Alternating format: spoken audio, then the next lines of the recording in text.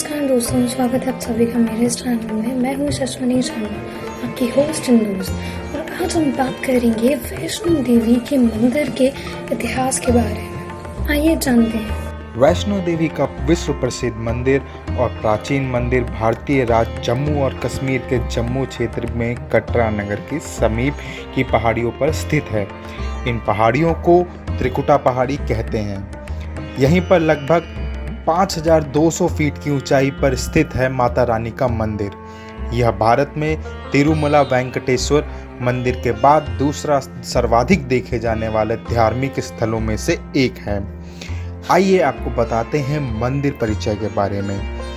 त्रिकुटा की पहाड़ियों पर स्थित एक गुफा में माता वैष्णो देवी की स्वयंभू 3 मूर्तियां हैं। देवी काली दाएं, सरस्वती बाएं और लक्ष्मी मध्य पिंडी के रूप में गुफा में विराजित हैं। इन तीनों पिंडियों के सम्मिलित रूप को वैष्णो देवी माता कहा जाता है। इस स्थान को माता का भवन कहा जाता है। पवित्र गुफा की लंबाई 98 फीट है।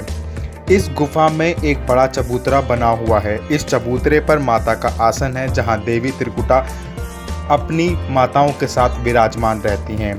भवन वह है जहां माता ने भैरव नाथ का वध किया था।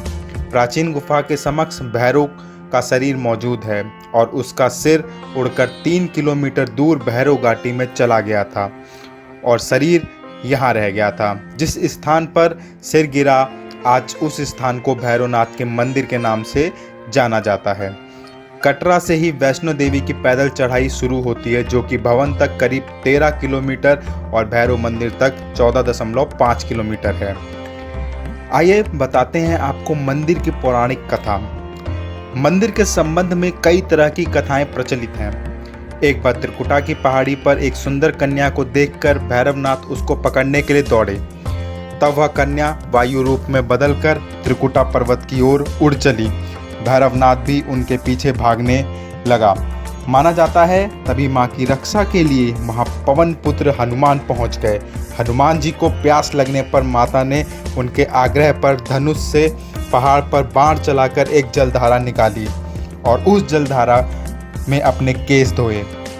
फिर वहीं एक गुफा में प्रवेश कर माता ने 9 माह तक तपस्या की। हनुमान जी ने पहरा दिया। फिर भैरवनाथ वहां आ धमके। उस दौरान एक साधु ने भैरवनाथ से कहा, तू जिसे एक कन्या समझ रहा है वह आदि शक्ति जगदम्बा है, इसलिए उस महाशक्ति का पीछा छोड़ दूं। भैरवनाथ ने साधु की बात नहीं मानी। तब माता गुफा की दूसरी ओर से मार्ग बनाकर बाहर निकल आई।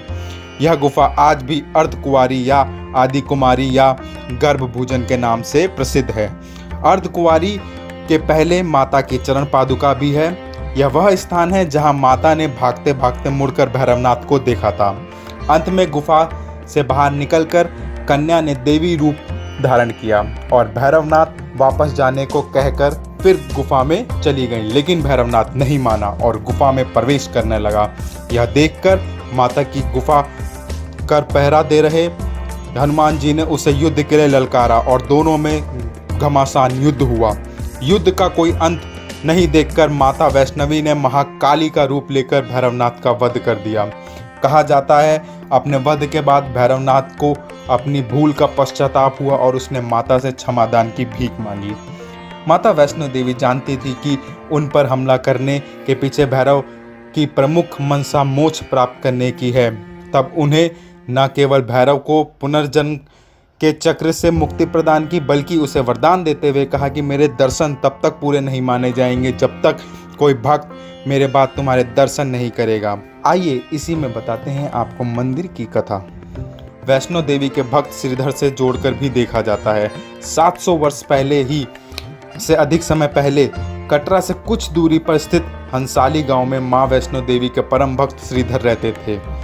वे निसंतान और गरीब थे, लेकिन वे सोचा करते थे कि एक दिन माता का भंडारा रखेंगे। एक दिन श्रीधर ने आसपास के सभी गांव वालों को प्रसाद ग्रहण करने का न्योता दिया और भंडारे वाले दिन श्रीधर अनुरोध करते हुए सभी के घर बारी बारी गए ताकि उन्हें खाना बनाने की सामग्री मिले और वह खाना बनाकर मेहमानों को भंडारे के लिए खिला सके। जितने लोगों को उनकी मदद की वह काफ़ी नहीं था, क्योंकि मेहमान बहुत ज़्यादा थे।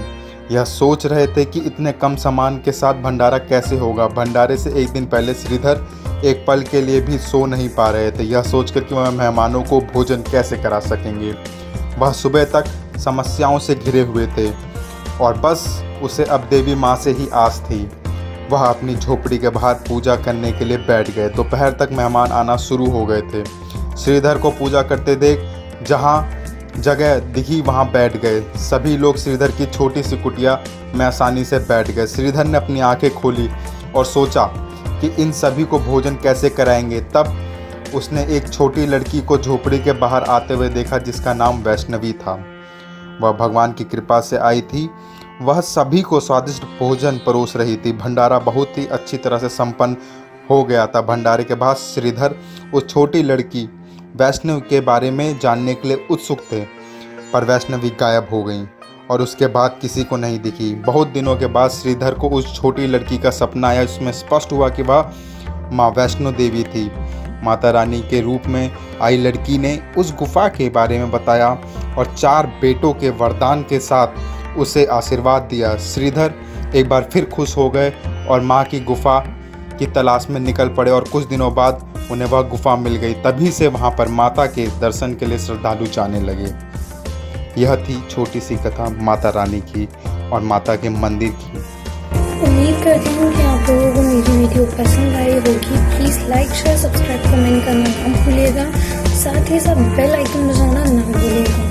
और जो भी आप नेक्स्ट वीडियोस देखना चाहते हैं प्लीज़ अपने कमेंट्स ड्रॉप करिए कमेंट सेक्शन में और मुझे बताइए कि और किस प्रकार की आप लोगों को वीडियो पसंद है, तो वही वीडियोस बना करेंगे। Thank you, stay safe and take care.